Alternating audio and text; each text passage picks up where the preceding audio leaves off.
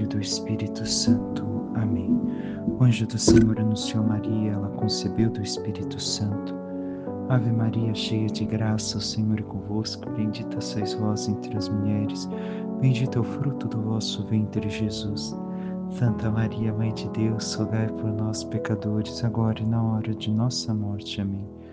Eis aqui a serva do Senhor, faça-se em mim segundo a vossa palavra. Ave Maria, cheia de graça, o Senhor é convosco, bendita sois vós entre as mulheres, bendito é o fruto do vosso ventre, Jesus. Santa Maria, Mãe de Deus, rogai por nós, pecadores, agora e na hora de nossa morte. Amém. O Verbo divino se fez carne e habitou entre nós. Ave Maria, cheia de graça, o Senhor é convosco. Bendita sois vós entre as mulheres, bendito é o fruto do vosso ventre, Jesus. Santa Maria, Mãe de Deus, rogai por nós, pecadores, agora e na hora de nossa morte. Amém. Rogai por nós, Santa Mãe de Deus, para que sejamos dignos das promessas de Cristo. Oremos, infundi, Senhor, em nossas almas a vossa graça, como vos pedimos, para que nós, que pela intercessão do anjo viemos a saber o mistério de vossa encarnação, paixão e morte de cruz, cheguemos um dia à glória eterna dos céus pelo mesmo Cristo, Senhor nosso. Amém. Caríssimo irmão e irmã, hoje celebramos a liturgia da terça-feira da 20ª semana do Tempo Comum.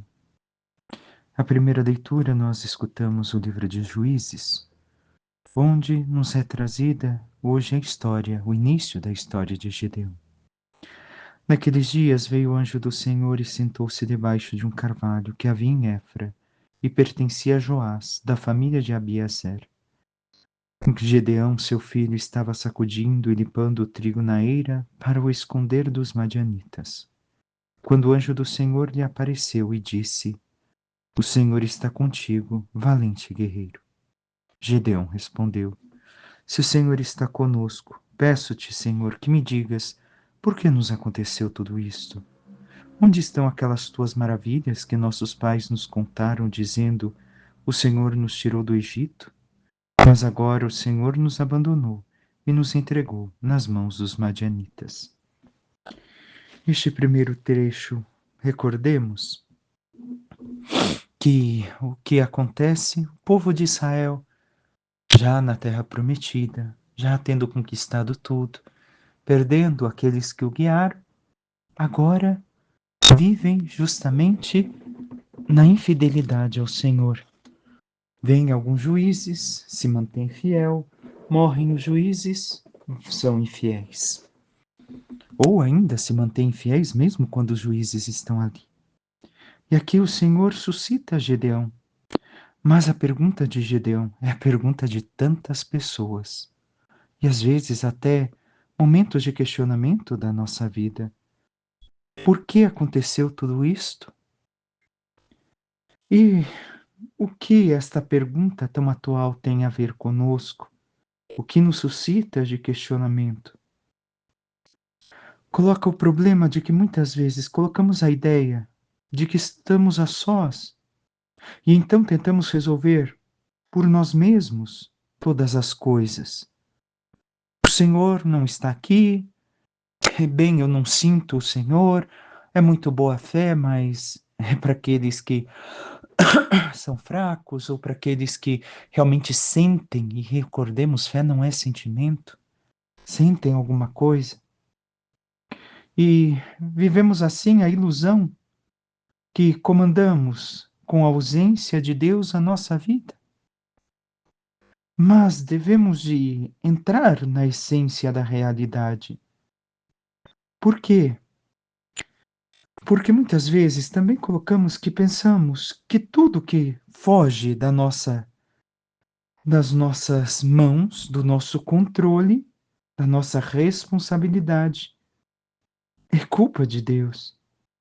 Ao invés de pedirmos a Ele força para ajudar, para continuarmos, para superarmos os desafios, as dificuldades que aparecem diante de nós. Muitos acreditam que Deus exista para evitar situações de desprazer.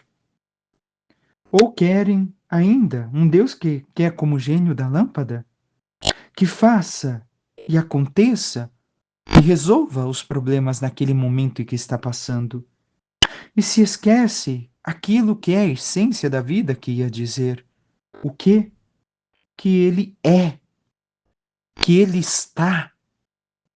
E está sempre ao nosso lado, está sempre conosco caminhando. E isto é o que devemos de recordar. Não devemos de jogar a responsabilidade das dificuldades da vida todas em Deus. Muitas delas cavamos nós, como fez o povo de Israel, pelas nossas más escolhas, pelas nossas incompreensões da vontade divina, nossa falta de busca de Deus, o querer, como ainda ontem meditávamos, realizar os nossos projetos, os nossos sonhos sem Deus. Não é Ele o culpado. Tantas vezes a responsabilidade é nossa e não queiramos que Ele seja um gênio. Recordemos, Ele é, Ele está, Ele caminha conosco. Mas nós devemos de recordar isso sempre, que o Senhor quer caminhar conosco, que Ele quer nos guiar, que Ele quer nos ajudar a superar tudo. Mas realmente o temos feito? Temos encontrado esta resposta em nossas vidas? Ou simplesmente quando tudo parece difícil, como Gedeão no texto, parecemos apontar o dedo na cara de Deus e questionar por que acontece isto? Somente isso fazemos com Deus? Esquecemos o quanto Ele quer viver e caminhar conosco, nos ajudar em tudo, como mostra o texto? Segue o texto dizendo: Então o Senhor voltou-se para ele e disse: Vai, e com essa força que tens, livra Israel da mão dos madianitas. Sou eu que te envio. Gideão replicou-lhe: Dize-me, te peço, meu senhor, como poderei eu libertar Israel? Minha família é mais humilde de Manassés, e eu sou o último na casa de meu pai. O Senhor lhe respondeu: Eu estarei contigo, e tu derrotarás os madianitas como se fossem um homem, um só homem. Recordemos, quando se fala Israel, devemos de colocar o nosso nome. O Senhor está conosco, se nós estamos com Ele. Recordemos, o estar com outra pessoa depende também da disponibilidade de ambas pessoas. Não adianta Deus querer estar conosco e nós não queremos estar com Ele, e nós não caminharmos com Ele. Ele quer nos ajudar a derrotar tudo aquilo que é dificuldade na via da nossa felicidade verdadeira, que conduz à salvação eterna, não os prazeres deste mundo. Mas para isso devemos de estar com Ele, devemos de confiar na Sua palavra, devemos de ver que é a força dele que nos sustenta e que nos ajuda a derrotar todos os inimigos, como víamos ontem, não tanto aqueles físicos quanto aqueles espirituais, aqueles que verdadeiramente nos destroem, nos derrotam, se nós não lutamos contra eles. Recordemos São Paulo, que nos diz: tudo posso naquele que me fortalece. Mas a nossa fé realmente tem esta confiança no Senhor, que mesmo sabendo que somos pequenos, o Senhor nos ajuda e nos sustenta para termos nele a vitória. E Gedeão prosseguiu: Se achei graça diante de ti, dá-me um sinal de que és tu que falas comigo. Não te afastes daqui até que eu volte com uma oferenda para te apresentar. E o Senhor respondeu: Ficarei aqui até voltares. Gedeão retirou-se, preparou um cabrito e com uma medida de farinha fez pães ázimos. Pôs a carne num cesto e o caldo numa vasilha. Levou tudo para debaixo do carvalho e lhe apresentou. O anjo do Senhor lhe disse: Toma a carne e os pães ázimos, coloca-os sobre esta pedra e derrama por cima o caldo. E Gedeão assim o fez. O anjo do Senhor estendeu a ponta da vara que tinha na mão e tocou na carne e nos pães ázimos. Levantou-se então o fogo da pedra e consumiu a carne e os pães. E o anjo do Senhor desapareceu de sua vista. Percebendo que era o anjo do Senhor, Gedeão exclamou: Ai de mim, Senhor Deus, porque viu o anjo do Senhor face a face. Mas o Senhor lhe disse: a paz esteja contigo. Não tenhas medo, não morrerás. Então Gedeão construiu ali mesmo um altar ao Senhor e o chamou: o Senhor é paz. O que vemos no encerramento da leitura. Gedeão ainda suspeitava daquela aparição, se realmente fosse o anjo de Deus. Recordemos, anjo significa mensageiro. Não é que o anjo, provavelmente aqui o anjo apareceu numa forma humana, sem asas, e como nós temos na nossa forma de ver os anjos. E assim ele oferta este sacrifício, faz esta oblação ao Senhor, e vendo aquilo que se realiza, agora crê no Senhor. E o Senhor diz aquela frase que aparece 366 vezes na Bíblia, que é: não tenhas medo. A missão é grande, mas o Senhor está conosco. Se nós realmente queremos viver na sua presença e fazemos como Gedeão, memória de tudo aquilo que o Senhor realizou para a nossa salvação, para a nossa conversão. E assim vivemos na presença do Senhor. O Salmo 84 nos diz: o Senhor anunciará a paz ao seu povo. E diz ao final: o Senhor nos dará tudo o que é bom, e nossa terra nos dará suas colheitas. A justiça andará na sua frente, e a salvação há de seguir os passos seus. Então, o Senhor somente nos dá coisas boas. E nossa terra, qual terra? Recordemos, nós somos feitos do pó da terra, não somente aqui a colheita do povo de Israel, mas a colheita dos frutos que devem de nascer em nossas vidas. A justiça, a santidade anda na frente do Senhor. E a salvação nos espera, se nós realmente vivemos da palavra no Senhor. O Evangelho de São Mateus continua aquilo que ontem escutávamos. Naquele tempo, Jesus disse aos discípulos: em verdade vos digo, dificilmente um rico entrará no reino dos céus. E digo ainda: é mais fácil um camelo entrar pelo buraco de uma agulha do que um rico entrar no reino de Deus. Ouvindo isso, os discípulos ficaram muito espantados e perguntaram: então quem pode ser salvo? Jesus olhou para eles e disse: para os homens isso é impossível, mas para Deus tudo é possível.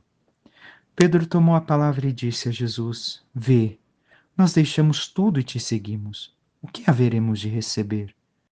Jesus respondeu: em verdade vos digo, quando o mundo for renovado e o Filho do Homem se sentar no trono de sua glória, também vós que me seguistes havereis de sentar-vos em 12 tronos para julgar as 12 tribos de Israel. E todo aquele que tiver deixado casas, irmãos, irmãs, pai, mãe, filhos, campos, por causa do meu nome, receberá 100 vezes mais e terá como herança a vida eterna.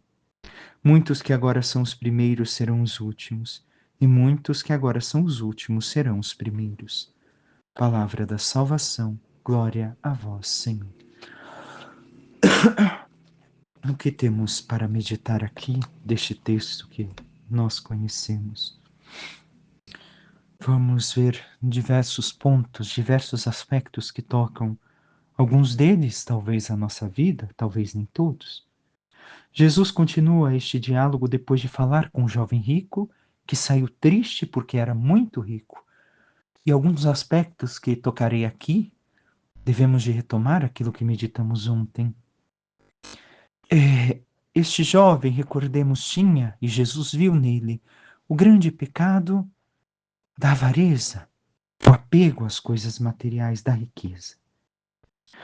Mas recordemos aquilo que também meditávamos. Rico não é somente aquele que tem dinheiro. Rico é todo aquele que crê não precisar de nada nem de ninguém. E pensa poder comprar tudo com favores, com trocas de sei lá o quê. Cada um que age desta forma, age como um rico. E eu e você, irmão e irmã, temos agido assim? achando que não precisamos de nada, de ninguém, nem mesmo de Deus. Eu dou conta, eu consigo com as minhas forças fazer, realizar, acontecer. Como conhecemos tantas pessoas que dizem que fazem e acontece. E assim, também pensam comprar tudo e também as coisas que possuem. E Jesus pedia daquele jovem ontem a renúncia. Por quê? Porque se renuncia a possuir para se alegrar com o doar a si mesmo, o doar aquilo que tem, ser disponível a tudo e a todos. E também devemos de compreender que todos são chamados à santidade, mas poucos querem vivê-la. Quanto mais somos generosos ao Senhor nesta vida, como vemos no texto de hoje, mais também será a generosidade do Senhor para conosco na eternidade. E ali que importa não são as coisas materiais, mas é a vida eterna. E vemos que o jovem de ontem negou renunciar a si, às suas riquezas. E nós, o que temos negado de nos renunciar, de renunciar? Podemos renunciar a nós mesmos, aos nossos valores, aos nossos hábitos, aos nossos projetos sem Deus e tudo aquilo que ontem tocávamos. Vemos que, logo depois de falar da riqueza, os discípulos estão espantados e perguntam a Jesus: então pode ser salvo? Os discípulos não eram ricos e perguntaram isso. Então a salvação não tem a ver com a pobreza material, como dizia as ideologias que entraram na teologia no século passado. Não, não tem nada a ver. Não é que quem é rico se perde, se condena e quem é pobre se salva. Recordemos aquilo que já meditamos, que a riqueza se faz não somente de dinheiro, mas do se achar não necessitado de nada, nem de ninguém, nem mesmo de Deus. Achar possuir tudo e poder comprar de si tudo. Então, a pergunta dos discípulos é correta? Porque eles entenderam aquilo que Jesus está falando, que não é somente da riqueza material, porque eles mesmos não têm dinheiro.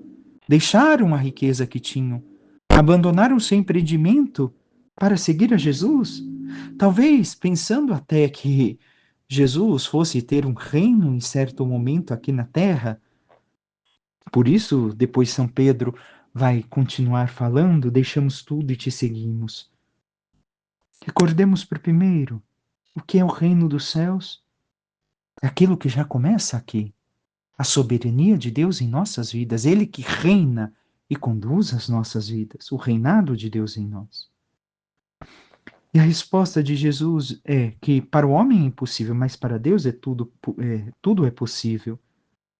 Jesus está dizendo que o homem não consegue se salvar por si só. Sozinho nós não podemos fazê-lo. É necessária a graça divina. Sem ela, nós não conseguimos compreender aquilo que o Senhor tem a dizer, o que é o reino dos céus.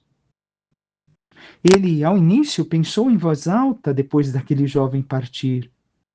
Por quê? O que fala é o choque do evangelho com a cultura deste mundo. E isso está embutido nessa resposta de Jesus. Porque qual é a cultura deste mundo? Na cultura deste mundo, naquele tempo e ainda hoje, os deuses abençoam. E, e então, a bênção dos deuses, ou a bênção de Deus, é o sinal de quanto você tem de matéria, quanto você tem de riqueza. E Jesus está mostrando que não é bem assim. Ele mesmo diz no Evangelho: bem-aventurados, felizes, os pobres em espírito. O que é ser pobre em espírito? Já meditamos, mas entraremos mais adiante um pouco sobre isso também. E assim, pode se perguntar o mundo em relação a Jesus: como assim? A riqueza não é um sinal do favor divino? Se fosse isso verdade, Os bilionários deste mundo seriam os mais santos. Os corruptos deste mundo seriam santos. Mas não é assim. Jesus está dizendo, para mim, esta riqueza material é pobreza. É contrário à vontade de Deus, porque não carrega a vontade de Deus em si. Não carrega a santidade, não carrega a justiça divina. Então, Jesus, logo em seguida, vai brincar com a questão do camelo no buraco da agulha. O que ele está falando? Que era uma portinha que existia para durante a noite entrarem os moradores que estavam fora das muralhas das cidades, porque tinha o costume dos invasores entrarem com os cavalos ou os camelos, invadirem as cidades muradas. Então ali só passava uma pessoa. Está dizendo Jesus que é como se fosse um rico tentando entrar no reino dos céus, alguém que tem essa mentalidade de rico que colocamos no início da meditação do Evangelho. É como um camelo, se estribuchando ali, esticando o pescoço, dobrando o corpo, esticando as patas, se arrastando pelo chão para tentar passar por aquele buraquinho e entrar na cidade. Assim, é alguém com o pensamento que a divindade favorece com a prosperidade, tentando entender o reino de Deus, que não é isso. O reino de Deus que é Deus governando o coração do homem, e ensinando a amar, e ensinando a viver a sua santa vontade, como Jesus, se doando completamente, desapegado de todas as coisas. E para Deus, então, é possível nos fazer entender o seu reino e entrar no reino dos céus. É possível fazer qualquer um que abra o seu coração entender. Mais uma vez, quando Pedro continua o diálogo, recordemos: vê, deixamos tudo e te seguimos. O que havemos de receber? Pedro era empresário, provavelmente o mais importante ali da região, junto com seus sócios que estão seguindo Jesus.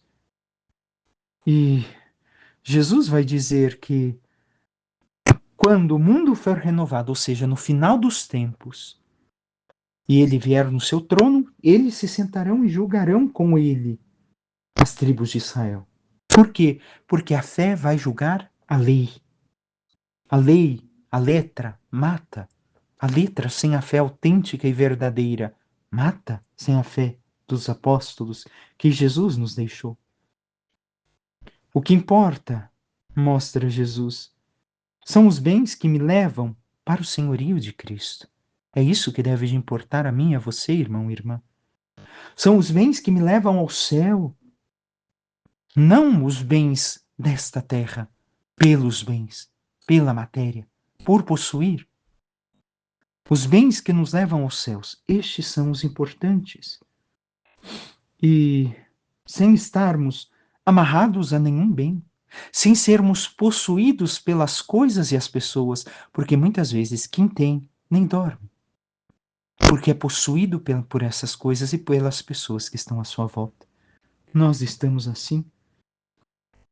Vejamos ainda que o São Paulo vai dizer na sua carta: tudo é vosso, vós sois de Cristo, Cristo é de Deus. Por isso tudo posso naquele que me fortalece.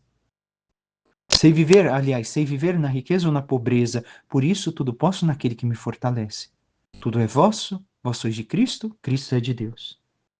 Então São Paulo está dizendo que não importam as riquezas, aquilo que Jesus está falando aqui, de termos 100 vezes mais e como herança a vida eterna, não é somente o termos aqui tudo isso, mas é saber que tudo nos pertence porque tudo é de Cristo, então tudo é nosso. Onde quer que esteja, estou à vontade porque tudo é de Deus. Se estou no carro, se estou caminhando na rua, se estou no banco, estou louvando a Deus por quê? Porque tudo pertence a Ele. Ao mesmo tempo que sou pobre, sou rico. A consciência do reino de Deus, então, faz entender que tudo é meu. porque sou de Cristo e Cristo é de Deus. Sou rico mesmo não tendo nada, mesmo sem possuir as coisas, sou rico em Cristo. E então, o que é o pobre em espírito? Em não tendo nada, possuir tudo. Em não tendo nada, não ser possuído por nada nem por ninguém, nem por bem algum. Esta é a pobreza de espírito que nós devemos viver. E saber que, sendo os últimos neste mundo, para os homens que vivem a mentalidade deste mundo, seremos os primeiros no reino dos céus. Mas assim temos buscado viver a nossa vida conforme Jesus hoje nos fala, nos instrui. Peçamos à Santíssima Virgem Maria, nossa Mãe, que interceda por cada um de nós e nos ajude cada vez mais vivermos as palavras de seu Filho, a de sermos fiéis, para que, vivendo a sua graça, vivamos o total desapego das coisas desta terra e nos apeguemos às riquezas que nos levam para o céu. E assim, nos doando e vivendo na total entrega, sabendo que o Senhor nos guia e caminha conosco, nos fortalece e nos dá a vitória, possamos viver a vida segundo a sua santa vontade e alcancemos um dia a sua glória nos céus. Louvado seja nosso Senhor Jesus Cristo, para que sempre seja louvado. Por intercessão da Santíssima Virgem Maria, dos anjos e santos de Deus, desça sobre vós, vossas famílias, vosso trabalho e tudo que vos pertence, a bênção do Deus Todo-Poderoso, que é Pai, Filho e Espírito Santo. Amém. Um santo e abençoado dia a todos.